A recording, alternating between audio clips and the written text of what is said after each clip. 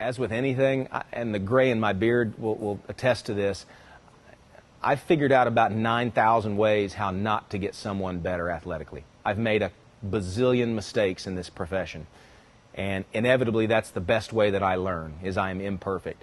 And every day I make mistakes. What I try to do is not make the same mistake twice.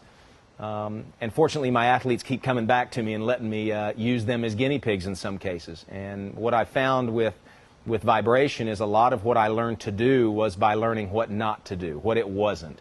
And one of the things initially that was set out in sort of the literature and in some of the buzz was that we need to be actually doing our training on the Vibe, that that's where all of our training needs to be, that the Vibe just instantly makes every bit of your training better as long as you're doing it on the Vibe. And we found that that's not necessarily the case. It's akin to a carpenter that all he has is a hammer. If you come in with that idea, everything starts looking like a nail. And this is just a tool like any other tool.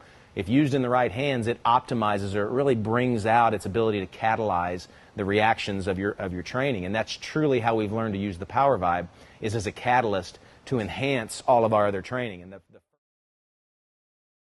the first place that we've found that we get the biggest traction is in that opening act of our modalities. That very first thing that the guys and gals are doing is they're getting that nervous system rebooted, that Control-Alt-Delete on their computer, defragging that hard drive, preparing it for the higher end stuff that follows.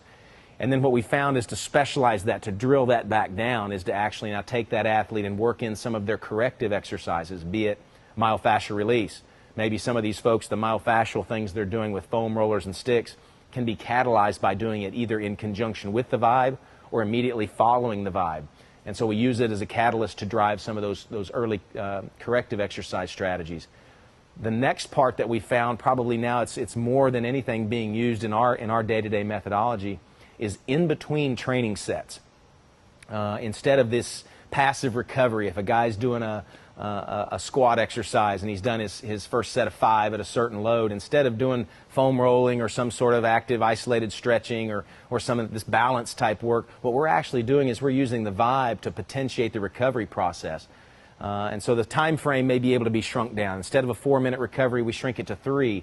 But in essence, what else we do is we improve the next set of their squat because of some of the specific things that we're able to dump in on the Vibe. And so it potentiates the nervous system. It not only helps them recover, makes us more efficient, but it also catalyzes the next set of the exercise. So it makes the exercise that much better when they come off of the Vibe. So now that's where you'll see most of our Vibes located, is here in the resistance training area, in and amongst some of the training equipment. It's not something we do that's off in a corner that, okay, now go do your Vibe.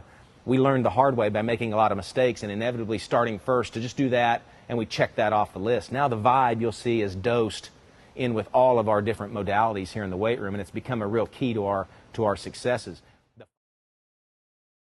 The final place that I think is the final frontier for vibration training is in the recovery regeneration processes. And we're just now learning to integrate the vibration, the PowerVibe, into our recovery regeneration program. So now the athletes are spending time in a daisy chain on those things, going through specific recovery techniques. Even some of our yoga poses we're incorporating with and around the vibration training. So it's all of a sudden it's gone from this thing that you tick the box, which was a mistake because you weren't utilizing it to its fullest potential, to this thing that now permeates our entire training methodology.